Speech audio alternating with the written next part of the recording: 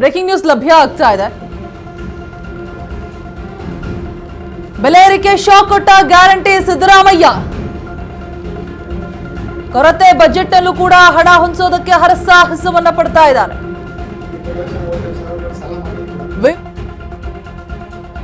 Target ಅನ್ನ ಕೊಟ್ಟಿದ್ದಾರೆ. ಮಧ್ಯಮ ವರ್ಗದ ಭಾರ ಹೆಚ್ಚಿಸಿದ ಸಿಎಂ ಸಿದ್ದರಾಮಯ್ಯ. ನೋಂದಣಿ ಮುದ್ರಾಂಕ ಶುಲ್ಕ ಹೆಚ್ಚಳ ಫೇಕ್ಸ್. ಬಸ್ ಟಿಕೆಟ್ ದರ ಹೆಚ್ಚಳದ ಸುಳಿವನ್ನು ಕೂಡ ಕೊಟ್ಟಂತಹ ಬಜೆಟ್.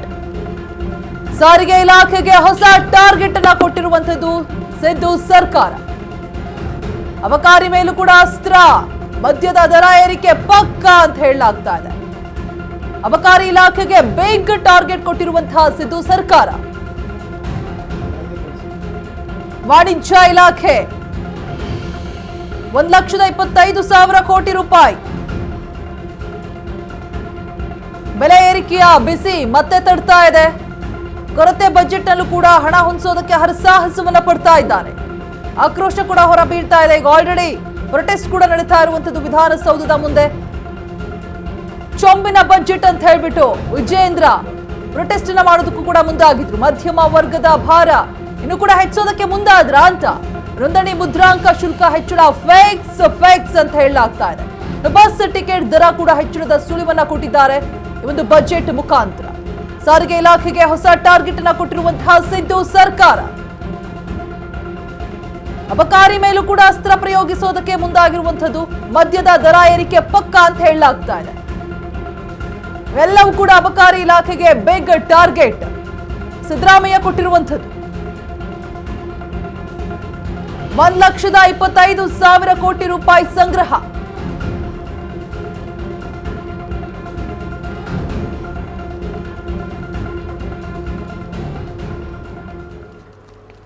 ಬಡವರ ಬದುಕನ್ನ ಹಸನು ಮಾಡ್ತೀವಿ ನಾವು.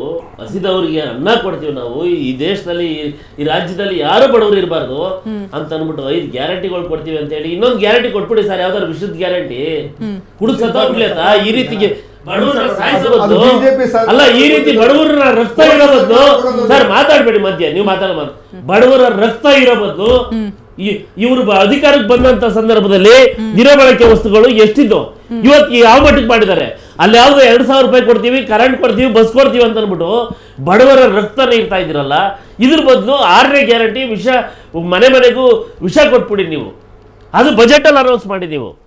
ನಾಚಿಕೆ ಆಗಬೇಕು ಸಿದ್ದರಾಮಯ್ಯ ಅವರಿಗೆ, ಈ ರಾಜ್ಯದ ಮುಖ್ಯಮಂತ್ರಿ ಅವರಿಗೆ ನಾಚಿಕೆ ಆಗಬೇಕು. ನಮಗೆ ನಿಜವಾದ ಗೌರವ ಇತ್ತು ಸಿದ್ದರಾಮಯ್ಯ ಬಗ್ಗೆ. ಇಷ್ಟು ಹಿರಿಯ ರಾಜಕಾರಣಿ 17 ಬಾರಿ ಬಜೆಟ್ ಮಂಡನೆ ಮಾಡಿದ್ದಾರೆ. ಅವರು ಒಳ್ಳೆ ಬಡವರಿಗೆ ಏನಾರು ಮಾಡ್ಬೋದು ಅಂತಂದ್ರೆ ಈ ಬಜೆಟ್ ಅಲ್ಲಿ ಕಂಪ್ಲೀಟ್ ಆಗಿ ಬಡವರ ರಕ್ತ ಇರೋದು ಬಿಟ್ರೆ ಬೇರೆ ಏನೂ ಇಲ್ಲ ಮೇಡಮ್. ಪ್ರತಿ ಬಾರಿನೂ ಹಾಲಿನ ಮೇಡ ಬಡವರು ಮಕ್ಕಳಿಗೆ ಒಂದು ಪಾಕೆಟ್ ಹಾಲು ತೊಗೊಂಡು ಕುಡ್ಸೋಕ್ಕೆ ಆಗಲ್ಲ ಅಂತಂದ್ರೆ ಅಲ್ಲಿಂದನೂ ಸ್ಟಾರ್ಟ್ ಮಾಡಿದ್ರೆ ಇವರು ಪ್ರತಿಯೊಂದು ಅವ್ರು ಯಾರೋ ಬೆಳಗಿನ ಸಂಜೆವರು ಕಷ್ಟಪಟ್ಟರವರು ಮದ್ಯ ಕುಡಿಯೋಣ ಅಂತ ಹೋದರೆ ಮೊದಲು 50 ರೂಪಾಯಿ 100 ರೂಪಾಯಿಗೆ ಸಿಗ್ತಾಯಿತ್ತು. ಇವತ್ತು 400-500 ರೂಪಾಯಿ ಮಾಡಿಕ್ಕಿದ್ದಾರೆ. ಅಲ್ಲ ಮೇಡಮ್, ಪ್ರತಿಯೊಂದರಲ್ಲೂ ಎಷ್ಟರಿಗೆ ಅಲ್ಲ ಮೇಡಮ್, ಯಾವುದೇ ಕಾರಣಕ್ಕೂ ಕುಡಿಯೋರು ಕಮ್ಮಿ ಆಗಲ್ಲ ಮೇಡಮ್. ನೀವು 1,000 ರೂಪಾಯಿ ಮಾಡಿದ್ರೆ ಅವ್ರ ಕಷ್ಟ ಮೈನೋವಿರ್ತದೆ. ಕಷ್ಟಪಟ್ಟಿರೋರು ಬೆಳಗ್ಗೆಯಿಂದ ಕಷ್ಟಪಟ್ಟಿರೋ ಬಡ ಜನ ಮಧ್ಯಮ ಜನ ತಗೊಂತಾರೆ ಮೇಡಮ್. ಅವ್ರು ಅದನ್ನೇ ಬಂಡವಾಳ ಮಾಡಿಕೊಂಡು ನಿಮ್ಗೆ 2,000 ರೂಪಾಯಿ ಕೊಡ್ತೀವಿ ನಿಮ್ಮ ಹೆಂಡತಿಗೆ ನಿಮ್ಮ ತಾಯಿಗೆ ಅಂತ ಅಂದ್ಬಿಟ್ಟು ಇವರು ಅವ್ರ ಮೇಲೆ ರಕ್ತ ಇರ್ತಾ ಇದ್ದಾರಲ್ಲ. ಇದು ನಿಜವಾಗಲೂ ನಿಮ್ಮನ್ನು ಸುಮ್ಮನೆ ಬಿಡಲ್ಲ. ಈ ಬಡವರ ಶಾಪ ಇದೆಯಲ್ಲ, ಈ ಕಾಂಗ್ರೆಸ್ ಅವ್ರಿಗೆ ಸುಮ್ಮನೆ ಬಿಡಲ್ಲ. ಆದಷ್ಟು ಬೇಗ ಅಂತ್ಯ ಆಗುತ್ತೆ. ನೋಡಿ ನಾನು ಅದೇ ಹೇಳಕ್ ಬಂದೆ. ಇವರು 7 ಬಾರಿ ಮದ್ಯದ ಬೆಲೆ ಜಾಸ್ತಿ ಮಾಡಿದ್ದಾರೆ ಈ ಸರ್ಕಾರ ಬಂದಮೇಲೆ. ಆಮೇಲೆ ಇವ್ರು ಹೇಳಿದ್ರು ನಮ್ಮ ಸ್ನೇಹಿತರು, ಪ್ರತಿ ದಿವಸ ಬೆಳಗ್ಗೆ ಎದ್ರೆ ಡೇ ಸ್ಟಾರ್ಟ್ ಆಗೋದು ವಿತ್ ಹಾಲು ಮೊಸರು. ಅವುಗಳ ಬೆಲೆನ 2-3 ಬಾರಿ ಜಾಸ್ತಿ ಮಾಡಿದ್ರು. ಆಯ್ತಾ? ನಾವು ತೆಗೆದ್ವಲ್ರಿ, ತೆಗೆದ್ವಲ್ಲ. ಬೆಣ್ಣೆ ಮೇಲೆ ನಾವು ತೆಗೆದ್ಮೇಲೆ ನೀವು 23% ಜಾಸ್ತಿ ಮಾಡಿದ್ರಲ್ರಿ. ನಂದಿನಿ ಮೇಲೆ ನಿಮ್ ಸರ್ಕಾರದಲ್ಲಿ ಇಲ್ವಾ? 99% ಇತ್ತು. ಮಾತಾಡಕ್ ಬಿಡಿ, ಮೊದ್ಲು ಕಲೀರಿ, ಕೇಳಿಸ್ಕೊಳ್ಳೋ ಮನಸ್ಥಿತಿ ಕಲೀರಿ ಮೊದ್ಲು. ನೀವು ಕೊಳ್ಳೆ ಹೊಡೆದ್ರಿ, ಸರ್ಕಾರ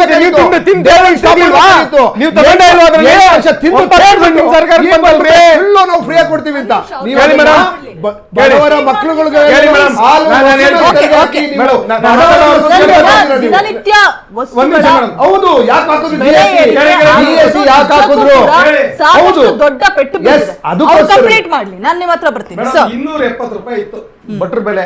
ಈ ಕಾಂಗ್ರೆಸ್ ಸರ್ಕಾರ ಬರೋಕ್ಕಿಂತ ಮುಂಚೆ ಅರ್ಧ ಕೆಜಿ ನಂದಿನಿ ಬೆಣ್ಣೆ ಬೆಲೆ 270 ರೂಪಾಯಿ ಇತ್ತು.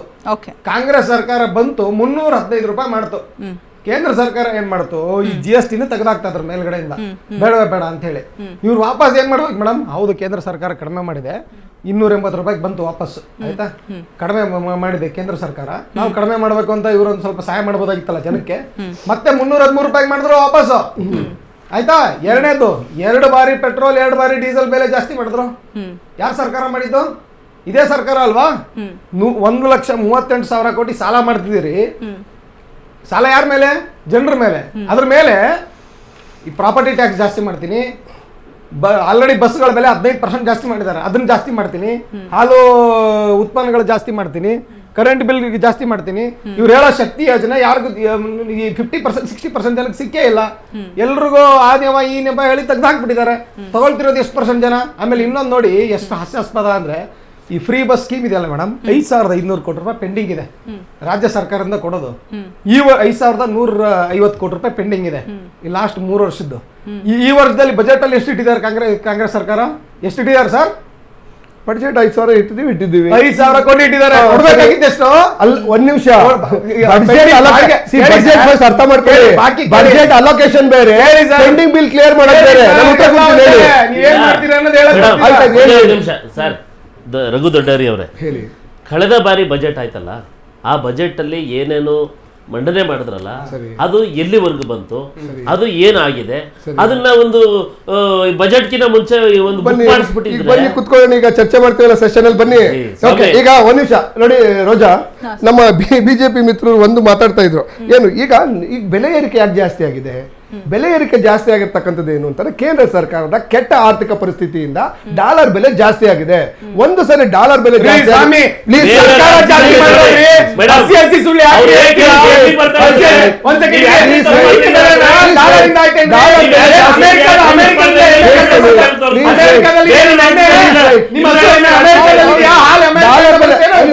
ಡಾಲರ್ ಬೆಲೆ ಜಾಸ್ತಿ ಆಗಿದೆ. ಅಮೆರಿಕದಿಂದ ಬರುತ್ತೆ ಅನ್ಸುತ್ತೆ. ಏನ್ರಿ ಮಾತಾಡ್ತೀರಾ? ಡಾಲರ್ ಬೆಲೆ ಜಾಸ್ತಿ. Please white. ನೋಡಿ, ಡಾಲರ್ ಬೆಲೆ ಜಾಸ್ತಿ ಆಗಿರೋದ್ರಿಂದ ಮೆಜಾರಿಟಿ 99% ನಾವು ಪೆಟ್ರೋಲ್ ಡೀಸೆಲ್ ಅನ್ನ ಬೇರೆ ದೇಶದಿಂದ ಇಂಪೋರ್ಟ್ ಮಾಡ್ಕೊಳ್ತೀವಿ. ಒಂದ್ ನಿಮಿಷ ಕೇಳಿಸ್ಕೊಳ್ಳಿ, ಪ್ಲೀಸ್ ವೈಟ್.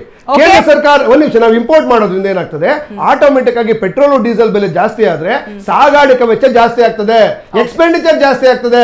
ಎಕ್ಸ್ಪೆಂಡಿಚರ್ ಜಾಸ್ತಿ ಆದಾಗ ಅವನು 40 ರೂಪಾಯಿ 30 ರೂಪಾಯಿ ಕೊಡ್ತಿದ್ದಂತ ರೈತ ಈಗ ಅವನಿಗೆ ಕಳಿಸ್ಬೇಕು ಅಂತ ಅಂದ್ರೆ ಏನು ಇನ್ಕ್ಲೂಡಿಂಗ್ ಅವನು ಸಾಗಾಣಿಕೆ ವೆಚ್ಚ ಇದೆ ತಾನೆ, ಹಾಲು ಸಾಗಾಣಿಕೆ, ಮೇವು, ಅದನ್ನು ಬೇಕಾಗಿರ್ತಕ್ಕಂಥ ಮೂಲಭೂತ ಸೌಕರ್ಯಗಳೆಲ್ಲ ಬೇಕು ತಾನೆ, ಅದು ಜಾಸ್ತಿ ಆಗಿರೋದ್ರಿಂದ ಹಾಗಾಗಿ ಎಲ್ರಿಗೂ ಕೂಡ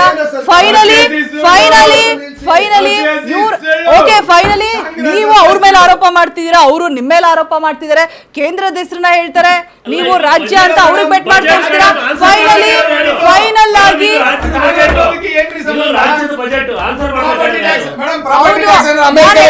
ನಾನು ಕೊನೆಯದಾಗ ಒಂದು ಮಾತು ಹೇಳ ನೋಡಿ ಸರ್, ಇಲ್ಲಿ ನಮ್ಮೆಲ್ಲರ ಜಗಳದ ಮಧ್ಯೆ ಫೈನಲ್ ಆಗಿ ಸಫರ್ ಮಾಡೋದು ಜನಸಾಮಾನ್ಯರು.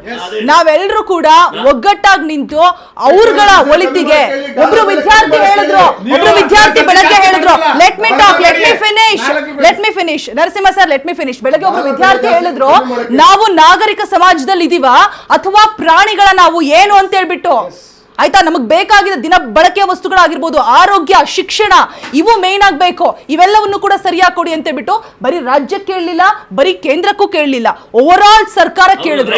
ನೀವು ಕೇಂದ್ರದಿಂದನಾದ್ರೂ ಕೊಡಿ ಅಥವಾ ರಾಜ್ಯದಿಂದನಾದ್ರೂ ಕೊಡಿ, ನಮಗೆ ಅನುಕೂಲ ಮಾಡ್ಕೊಡಿ. ನಮ್ಮ ದುಡ್ಡನ್ನು ತಗೊಂಡು ನಾವೇ ಓದ್ಬೇಕಾ?